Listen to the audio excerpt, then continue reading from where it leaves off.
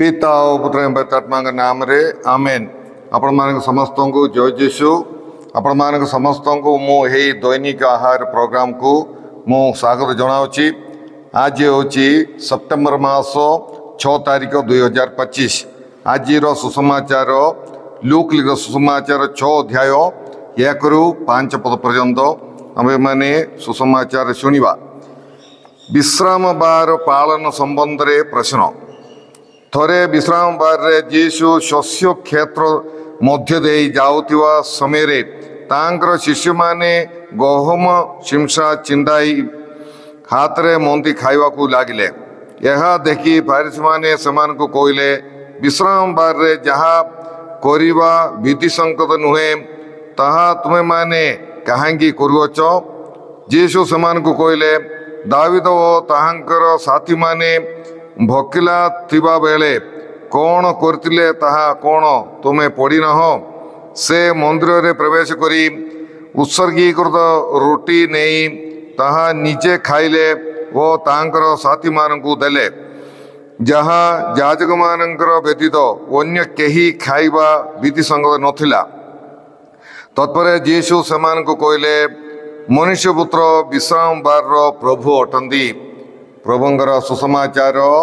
यह प्रभु जीशु ख्रीष्ट तुम प्रशंसा है। कृष्णगढ़ मोर स्नेहर भाई भाई माने प्रभु जीशु ख्रीष्ट एवं प्रेरित माने सेमाने गहम क्षेत्र जाइकी जीवा समय रे प्रेरित मानू भोक लगिबारु सेमाने गहम शिमसा गुड़ी को छिंडेकी हाथ रे सेमाने मंथिकी सेमाने खाउतिले। सेतबेले फारिसी माने कहले जे प्रेरित माने साबत नियम भांगुचंदी। कारण जतबेले सेमाने सही कार्य कले शिमसा चिंडेकी हाथ रे मंथिकी खाउतिले, सही दिन थिला गोटिए साबत दिन। तेणुकरी साबत दिन रे गहम काटिबा मंदिवा यहाँ मना थिला।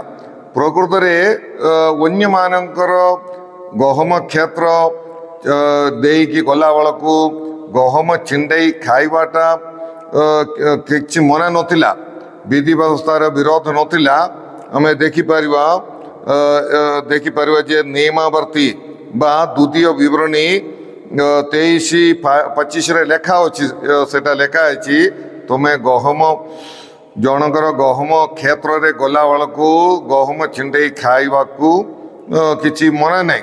किंतु यही दिन गोटे साबत थिला बोलिकी फारिसी माने कहले, तुमर प्रेरित माने जीशु कहले, तुमर प्रेरित माने सेमाने गहम छिंडाई साबत दिन रे खाइबा यह गहम काटिबा समान आउ हाथ रे मंदिवा सेटा गोटे गहम काटिकी मंदिवा समान बोलिकी सेमाने कहले। आमे जानिछि यह गोटे माने भकिला लोक शिमसा चिंडाई हाथ रे मंथी खाइबाटा बड़ कथा किछि नहीं। फारिसी मानकर दृष्टि रे प्रेरित माने साबत दिन रे गहम काटिकी मंदुतिले आउ सेमाने बहुत बड़ भूल करिसंती बोलिकी सेहीपरि सेमाने साबतर नियम भांगिसंती बोलिकी सेमाने कहउतिले।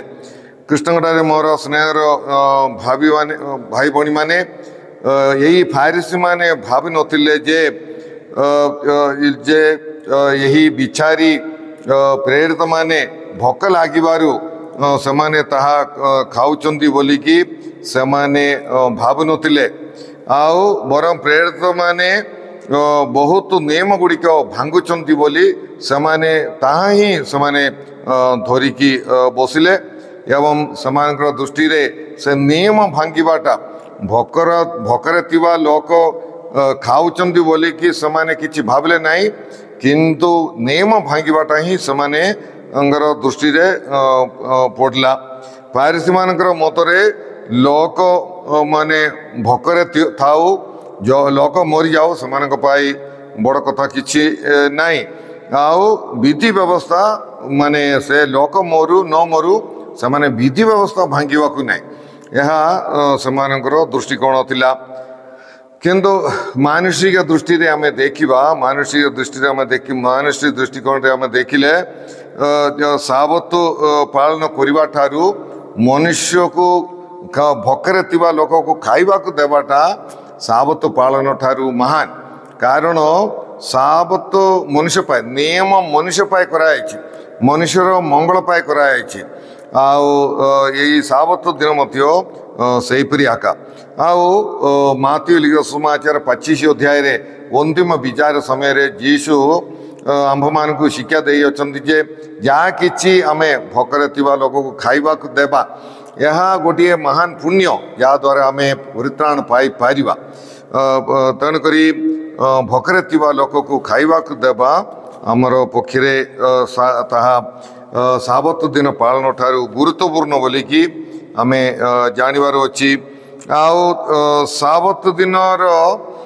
गोटे मुख्य लक्ष्य होची परिश्रमी लोक माने विश्राम पाइबे एतिबे आका साबत नियम गुड़िक करा जाइतिला तेणुकरी आमे विचार करी आमे जानिबार अछि दास दासी माने काम करथिबा लोक माने गरीब लोक माने सेमाने जिमती विश्राम पाइबे ताहा ही यही विश्राम बारर बा साबत दिनर मुख्य लक्ष्य थिला आउ फारिसी माने ये सब भूली जाइकी आउ सेमाने बहुत बहुत कड़ा नियम गुड़िक करिकी जीशु कहला परी ये नियम गुड़िक सेमाने गरीब मान ऊपर लोदी देउतिले जहाँ द्वारा सेमाने गरीब माने कष्ट पड़ी समाने स्वर्ग को जाई पार नथिले आउ फारिसी माने यही प्रकार कड़ा नियम सेमान ऊपर लोदी देवारु फारिसी माने मध्य स्वर्ग को जाई पार नांती बोली कि यीशु कहउतिले तेणु प्रिय भाई भणी माने विधि विधान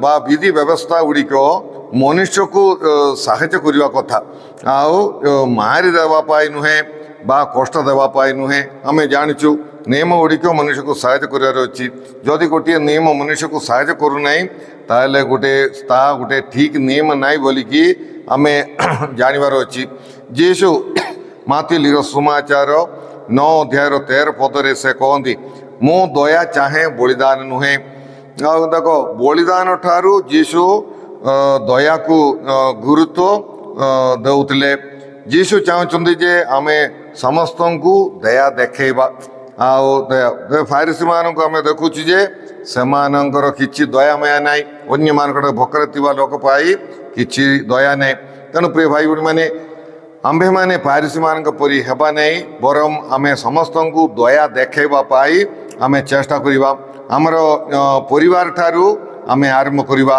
स्वामी स्त्री को दया देखेबे आउ स्त्री स्वामी को दया देखेबे पिला छुआ मान को पिता माता हो कि दया देखेबे आप पाख पड़ोसी विशेष करी जे माने अभाव रे अछंदी भोकरे अछंदी सही प्रकार व्यक्ति मान को आमे दया देखेबा पाई आमे चेष्टा करिबा मनुष्य जीवन को आमे अधिक मूल्य देबा अन्य नियम को नहीं किंतु मनुष्य जीवन आम पाई मूल्यवान आ मनुष्य जीवन को मूल्य देकी जीवन यापन करने आम चेष्टा करवा आमे जदि करुणा दया न देखी केते प्रार्थना कले मत बा केते आमे योग्य जोग देले मत ताहार किछि लाभ नहीं तेणु प्रिय भाई भणी माने आमे अन्य आमे प्रार्थना करुचु योग्य जोग दउचु ये सब दया रे ईश्वरंकर प्रेम रे ईश्वरंकर दया रे आमे पूर्ण हेबापाई ही आमे प्रार्थना सबू करुअछु आउ जदि आमे प्रार्थना कला परे मध्य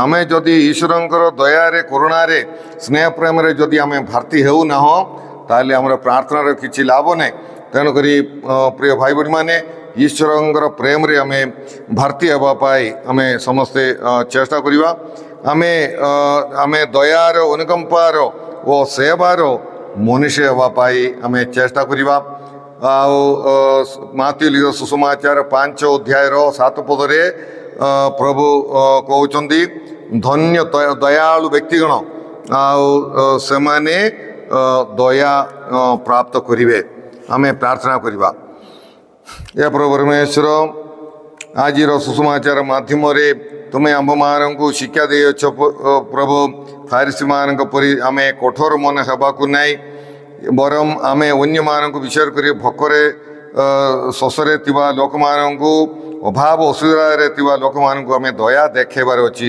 ପ୍ରଭୁ ଆମ୍ଭମାନଙ୍କୁ ତୁମର ଦୟାରେ କରୁଣାରେ ସ୍ନେହରେ ପୂର୍ଣ୍ଣ କର, ଯାହାଦ୍ୱାରା ଆମର ଭାଇ ଭଉଣୀମାନଙ୍କୁ ଆମେ ସ୍ନେହ ପ୍ରେମ ଆମେ ଦୟା କରୁଣା ଆମେ ଦର୍ଶାଇ ପାରିବୁ। ହେ ପ୍ରଭୁ, ଏହି ପ୍ରୋଗ୍ରାମ ଦେଖୁଥିବା ପ୍ରତ୍ୟେକ ଭାଇ ଭଉଣୀମାନଙ୍କୁ ତୁମେ ବିଶେଷ ଆଶୀର୍ବାଦ ପ୍ରଦାନ କର, ସେମାନଙ୍କର ଉତ୍ତମ ମନସ୍କାମନା ପୂର୍ଣ୍ଣ କର, ରୋଗୀମାନଙ୍କୁ ତୁମେ ସୁସ୍ଥ କର। ପ୍ରଭୁ, ଏସବୁ ପ୍ରାର୍ଥନା ଆମେ କରୁଅଛୁ ତୁମର ଉତ୍ତର ଯୀଶୁ ଖ୍ରୀଷ୍ଟ ମଧ୍ୟସ୍ଥରେ, ଆମେନ୍।